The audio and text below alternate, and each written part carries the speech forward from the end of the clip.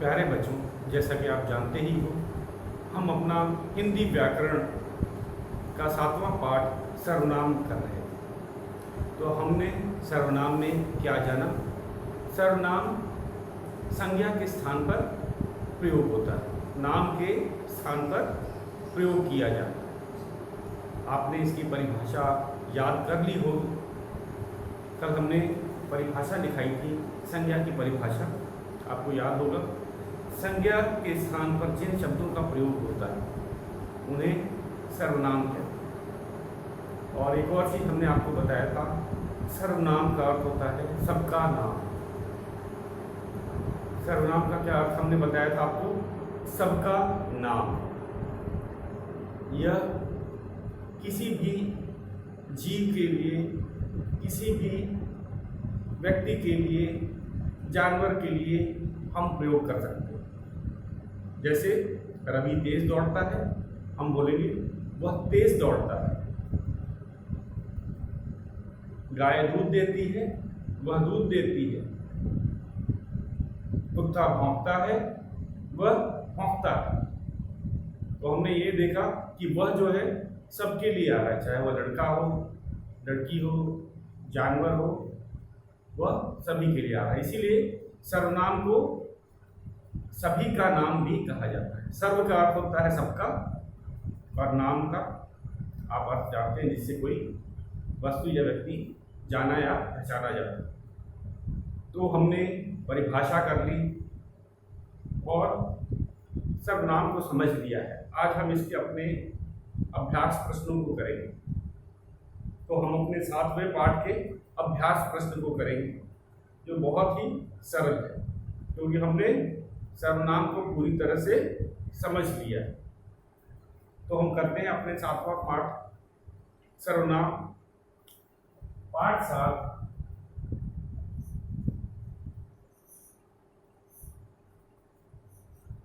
सर्वनाम।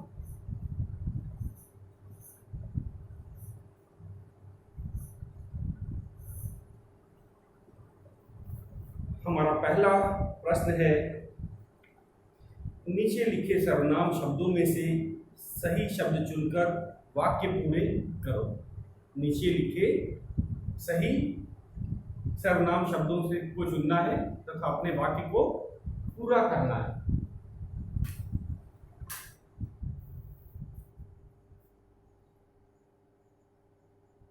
हमारा पहला है प्रश्न 1,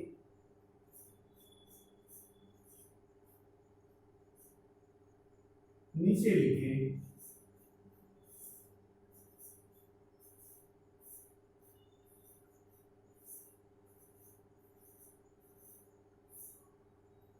सर्वनाम शब्दों को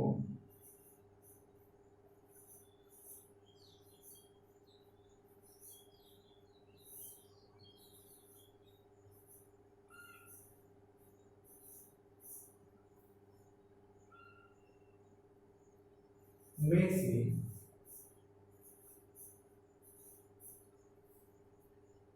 सही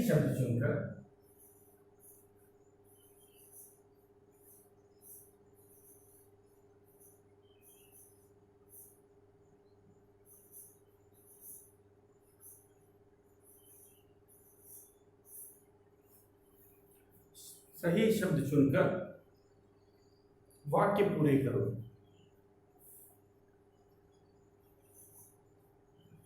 वाक्य पूरे करो।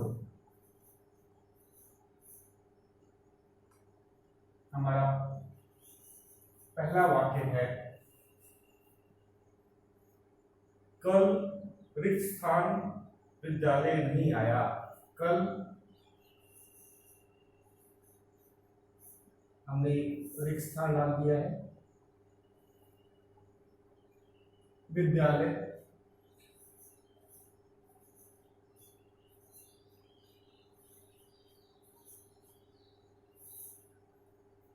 नहीं आया।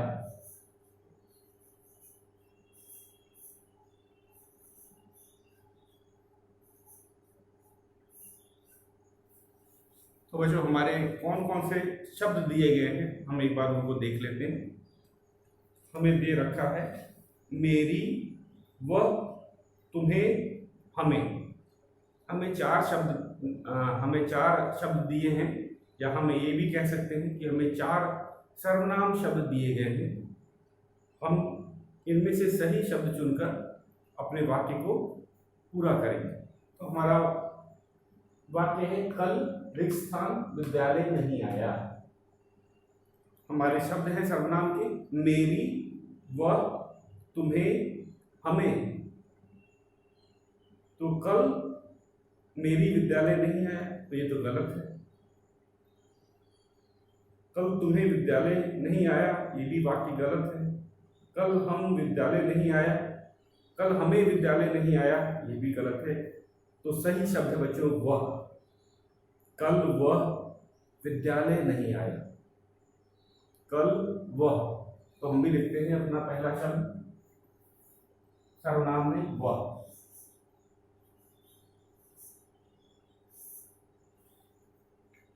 कल वह विद्यालय नहीं आया, कल वह विद्यालय नहीं आया। अब हम अपने दूसरे भाग पे चलते, दूसरे वाक्य पे चलते हैं। हमारा दूसरा वाक्य है यह पुस्तक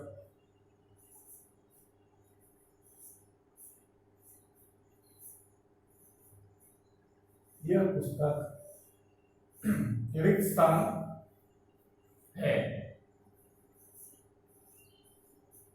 ध्यान से देखो बच्चों, चार शब्दों में हमने वह का प्रयोग कर लिया है,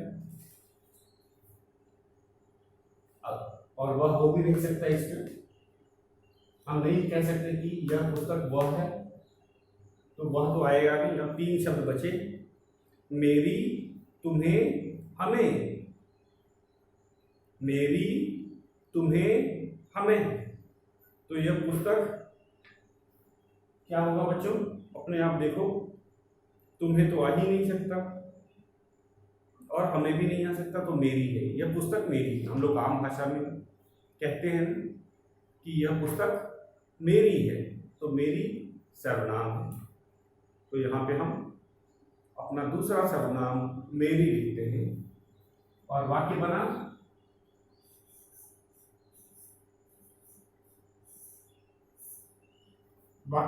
यह पुस्तक मेरी है, यह पुस्तक मेरी है। अब हम अपने तीसरे वाक्य की तरफ चलते हैं।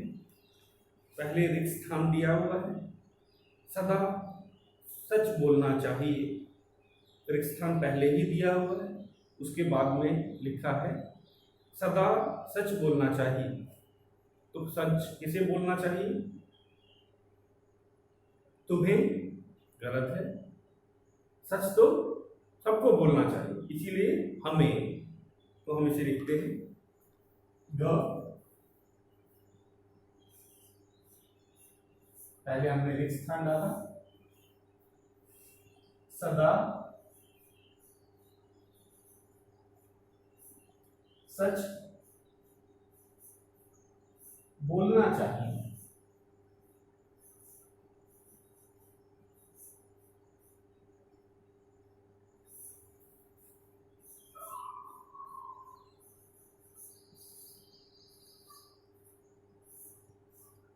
तो बच्चों यहां पे होगा हमें सदा सच बोलना चाहिए। हमें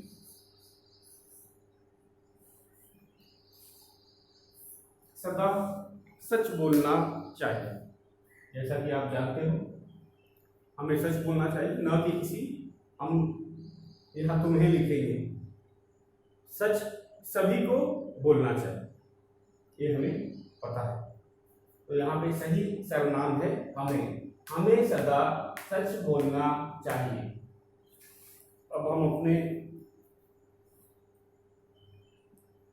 चौथे घ वाक्य पे चलते हैं। मैंने रिक्त स्थान एक पेन दिया था। मैंने रिक्त स्थान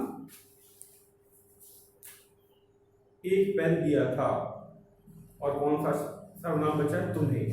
मैंने तुम्हें एक पेन दिया था, मैंने तुम्हें एक पेन दिया था। बच्चे लिखते हैं था।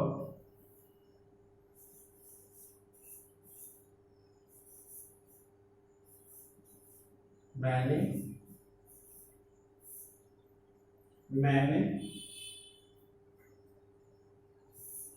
सर्वनाम है तुम्हें। तो बच्चे यहाँ पे हम कौन सा सर्वनाम प्रयोग कर रहे हैं? जो हमारा चौथा जो सर्वनाम था, तुम्हें। एक सर्वनाम है, एक पेन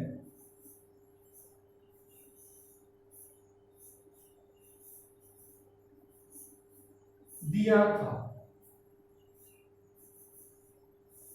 दिया था। तो हम एक बार फिर से अपने पहले प्रश्न को दोहरा लेते हैं, ताकि आपको यह अच्छी तरह से याद भी हो जाए। हमारा पहला प्रश्न है, नीचे लिखे सर्वनाम शब्दों में से सही शब्द चुनकर वाक्य पूरे करो। नीचे लिखे सर्वनाम शब्द में से सही शब्द चुनकर वाक्य पूरे करो। तो बच्चों हमें इस तरह से भी पढ़ना है परीक्षा में। हो सकता है हमें शब्द ना दिए हो सर्वनाम के, तो हमें सर्वनाम स्वयं लिखने होंगे। तो हमें यह भी ध्यान रखना है, हो सकता है परीक्षा में ये जो शब्द दिए हैं सर्वनाम के वे न दिए हों, तो हमें ये शब्द को स्वयं लिखना हो अपने। तो इसका जरा ध्यान रखिएगा। तो हमारा प्रश्न है, नीचे लिखे सर्वनाम शब्दों में से सही शब्द चुनकर वाक्य पूरे करो। पहला शब्द है मेरी, दूसरा है वह, तीसरा है तुम्हें, और चौथा है हमें। फिर से एक बार दोहरा देता हूं। पहला सर्वनाम शब्द है मेरी, दूसरा है वह, तीसरा है तुम्हें, और चौथा शब्द है हमें। हमारा पहला वाक्य है, कल वह विद्यालय नहीं आया। तो यहाँ वह हमारा सर्वनाम है। कल वह विद्यालय नहीं आया। वह बच्चों ध्यान से यहाँ देखा, ये क्या है? हम किसी लड़के की, किसी लड़के का के नाम की जगह पे वह लिख रहे हैं। तो यहाँ पे वह जो है किसी लड़के के नाम पे हम लोग लिख रहे हैं। हो सकता है उसका नाम रवि हो, विजय हो, सौरभ हो। तो इसीलिए कल वह, तो ये किसी नाम के स्थान पर, किसी संज्ञा के स्थान पर हम यह जो वह लिख रहे हैं, ये वह जो एक सर्वनाम है लिख रहे हैं। कल वह विद्यालय नहीं आया, कल वह विद्यालय नहीं आया। यहाँ पे वह जो है वह एक सर्वनाम है। उसी तरह दूसरा वाक्य देखो, यह पुस्तक मेरी है। यहाँ मेरी सर्वनाम है। तो नाम की जगह व्यक्ति अपना नाम स्वयं नहीं लेता है, तो यहाँ नाम की जगह मेरी लगा है। मेरी एक सर्वनाम। यह पुस्तक मेरी है, तो मेरी सर्वनाम है। हमें सदा सच बोलना चाहिए। ये जैसा कि आपको पता है, इसमें हमें, हम सबको सच बोलने का काम सबको करना चाहिए, ना कि कोई, हम नहीं कह सकते तुम्हें सदा सच बोलना चाहिए, गलत हो जाएगा। हम सबको सदा सच बोलना चाहिए। यहाँ पे सर्वनाम है हमें, हमें सदा सच बोलना चाहिए। उसी तरह हम घ पे चलते हैं। मैंने तुम्हें एक पेन दिया था। मैंने तुम्हें एक पेन दिया था। तो यह यहाँ पे सर्वनाम है, तुम्हें सर्वनाम है और ये किसी व्यक्ति के स्थान पर प्रयोग किया जा रहा है। जैसे आपने रवि को पेन दिया है तो आप क्या बोलोगे, मैंने रवि को एक पेन दिया था। या फिर हम सीधा बोल देंगे, मैंने तुम्हें एक पेन दिया था। तो ये नाम के स्थान पर हम सर्वनाम का प्रयोग कर रहे हैं। अब आप समझ गए होंगे कि हम नाम के स्थान पर सर्वनाम का प्रयोग करते हैं। और नाम क्या होता है बच्चों, संज्ञा। तो इसीलिए तो परिभाषा बनी है कि वो शब्द जो संज्ञा के स्थान पर प्रयोग किए जाते हैं वे सर्वनाम कहलाते हैं। तो हमने फिर से जाना कि अरे हमने तो सारे प्रश्न अपने परिभाषा के ही हिसाब से किए, हमने कल इसकी परिभाषा की थी, ठीक उसी का प्रयोग करते हुए ही तो किया है। यहाँ पे हम नाम न लिख कर, देखो इसमें किसी बच्चे का कोई नाम आया है इन चारों वाक्यों में, क्योंकि हमने नाम न लिखकर सर्वनाम का ही प्रयोग किया। हमने इन पंक्तियों में कोई नाम नहीं लिखा। जैसे पहले वाले पंक्ति में हम किसी बच्चे का भी नाम लिख सकते थे तो सर्वनाम होता। जैसे कल मोहन विद्यालय नहीं आया, अब मोहन की जगह पे हम वह लिख रहे हैं तो वह क्या हो गया, सर्वनाम हो गया। वह क्या हो गया बच्चों, सर्वनाम हो गया। उसी तरह हम अपने दूसरे प्रश्न को करेंगे। हमारा दूसरा प्रश्न है सर्वनाम शब्दों को घेरा लगाओ। अब हमें सर्वनाम शब्दों की पहचान भी करनी है। हम संज्ञा की तो पहचान कर गए, हमें आता है। अब कभी कभी जब कोई वाक्य लिखते हैं या कोई कहानी लिखते हैं तो बार बार उस नाम को नहीं लिखा जाता। कल मैंने आपको बताया था, इसे कहानी या वाक्य में लगता है कि बार बार हम उसको दोहरा रहे हैं और इसीलिए वाक्य पढ़ने में भी अच्छा नहीं लगता। तो इसीलिए हम सर्वनाम शब्द को हमें पहचानना है और उसमें गोला लगाना है। तो बच्चों अब हम चलते हैं अपने सर्वनाम शब्द को पहचानेंगे। दूसरा प्रश्न है सर्वनाम शब्द पर घेरा लगाओ। तो कुछ वाक्य हैं, इन सबको लिख लेते हैं और फिर हम इस पे गोला लगाएंगे। तो ये हो गया हमारा पहला प्रश्न, हमने कर लिया।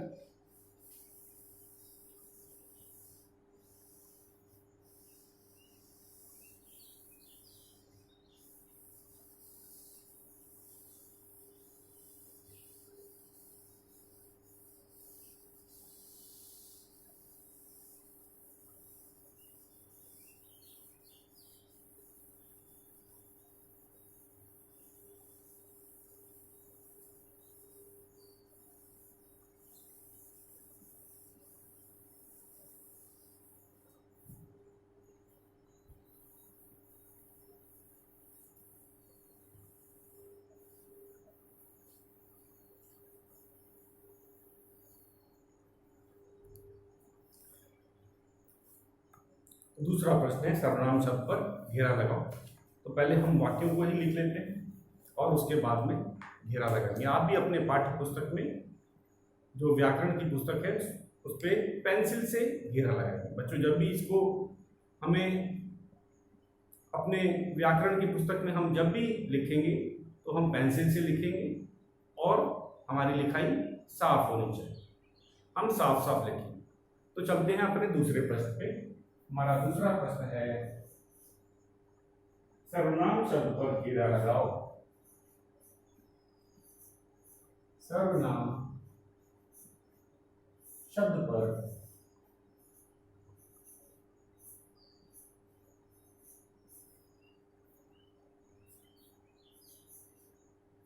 घेरा लगाओ।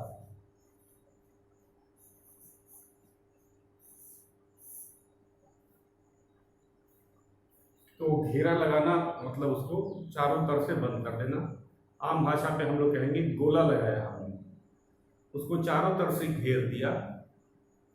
पहला वाक्य है हमारा, काजल एक निडर लड़की थी।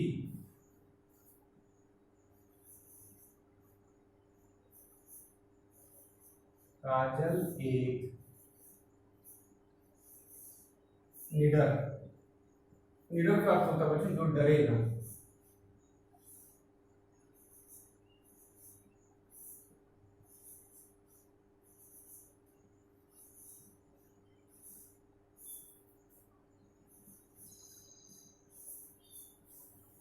दूसरा वाक्य है, वह पढ़ने में बहुत तेज थी। वह पढ़ने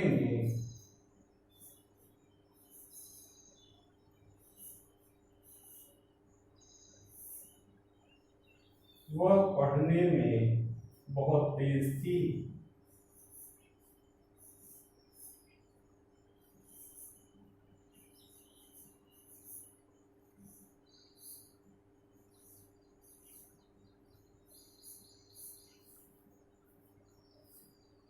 वह पढ़ने में बहुत तेज थी।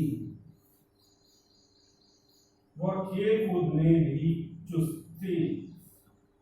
वह खेल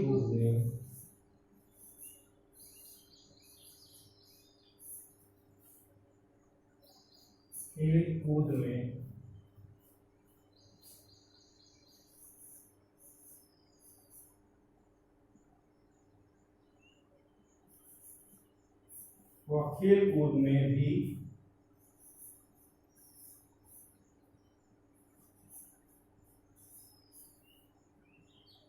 चुस्त थी।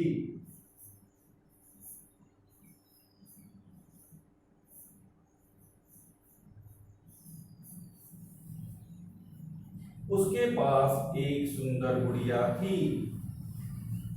उसके पास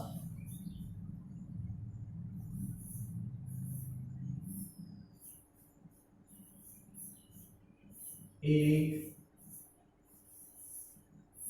सुंदर गुड़िया थी।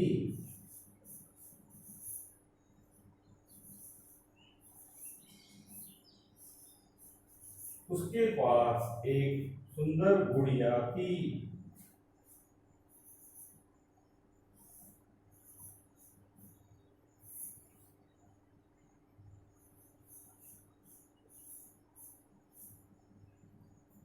वह और उसका भाई गुड़िया से खेलते थे। वह और उसका भाई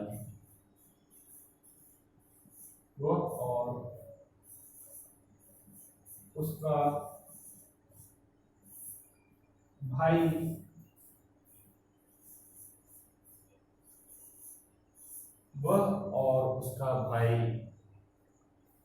गुड़िया से खेलते थे।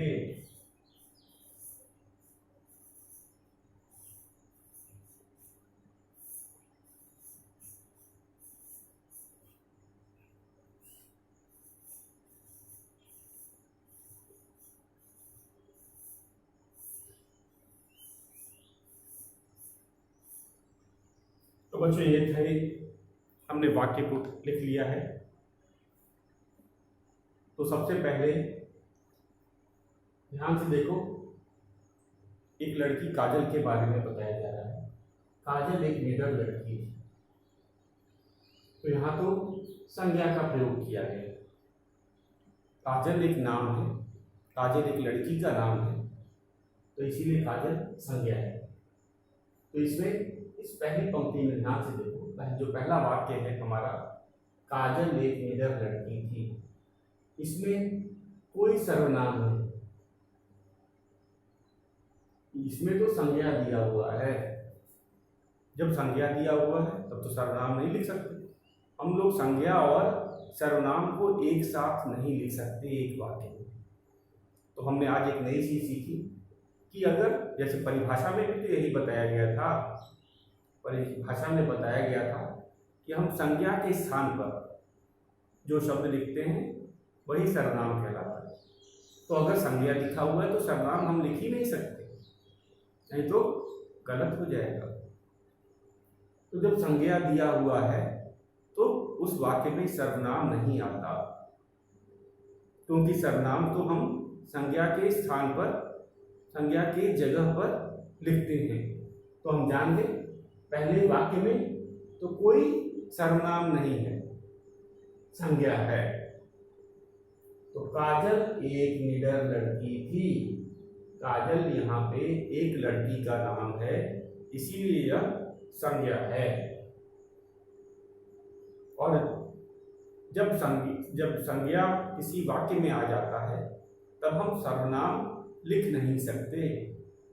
तो हम क्या जाने, हमने ये भी जाना कि संज्ञा के स्थान पर सर्वनाम आता है। अगर वाक्य में संज्ञा आ गया है तो उस वाक्य में, इस वाक्य में अब हम सर्वनाम नहीं लिख सकते। तो पहले वाक्य में कोई भी सर्वनाम नहीं है। दूसरा वाक्य हमारा है, वह पढ़ने में बहुत तेज थी। वह पढ़ने में बहुत तेज थी। तो बच्चों अब यहाँ काजल के लिए हमने कौन सा शब्द चुना है, जरा ध्यान से देखिए। अब इसमें हमने काजल का नाम नहीं लिखा है। अब इस वाक्य में संज्ञा नहीं आया है, ध्यान से देखो बच्चों। वह पढ़ने में बहुत तेज थी, यह हमारा दूसरा वाक्य। अब इसमें काजल का नाम नहीं आया है, तो काजल की जगह हमने कौन सा शब्द लिखा, जरा से ध्यान से इसको देखते हैं। वह पढ़ने में बहुत तेज थी, तो काजल की जगह हमने देखा, हमने तो वह लिखा है और वह एक सर्वनाम है। वह क्या है, वह एक सर्वनाम है। तो हम इस पे घेरा लगाएंगे। तो हमने पहला सर्वनाम ढूंढ लिया। हमारा पहला सर्वनाम दूसरे वाक्य में आया है। हमने देखा हमारे पहले वाक्य में कोई सर्वनाम नहीं आया था, लेकिन दूसरे वाक्य में हमें सर्वनाम मिला। वह पढ़ने में बहुत तेज थी। अब हम तीसरे वाक्य पे चलते हैं। वह खेल कूद में भी चुस्त थी। अब काजल की जगह हमने क्या लिखा, फिर हमने यहाँ पे वह लिखा। इसको भी घेरा लगा दिया जाता है। वह खेल कूद में भी चुस्त थी। तो यहाँ पे हमने काजल के स्थान पर वह लिखा है, तो वह भी क्या हुआ, सर्वनाम। जैसे हमने पहले दूसरे वाक्य में भी वह लिखा था, वह पढ़ने में बहुत तेज थी, तो वह सर्वनाम है। उसी तरह तीसरे वाक्य में वह खेल कूद में भी चुस्त थी, तो वह एक सर्वनाम है। अब हम अपने चौथे वाक्य पे चलते हैं। उसके पास एक सुंदर गुड़िया थी। तो यहाँ पे हम काजल की जगह पे कौन सा शब्द यूज कर रहे हैं, किस शब्द का प्रयोग किया जा रहा है बच्चों, जरा ध्यान से देखना। काजल के स्थान पर हम किसका प्रयोग कर रहे हैं, उसके पास एक सुंदर गुड़िया थी। उसके, तो ये उसके एक सर्वनाम है जो हम काजल के स्थान पर प्रयोग कर रहे हैं। तो हम इसको घेरा लगा देते हैं। उसके पास एक सुंदर गुड़िया थी, तो उसके हम काजल के स्थान पर या संज्ञा के स्थान पर प्रयोग कर रहे हैं, इसीलिए उसके एक सर्वनाम शब्द है। और ये हमारा अंतिम वाक्य है। वह और उसका भाई गुड़िया से खेलते थे। वह और उसका भाई, तो उसके भाई का नाम नहीं लिखा है, उसका लिखा है। तो एक तो वह हो गया, ये वाला जो वह है ये बच्चों ये काजल के लिए है, और उसका भाई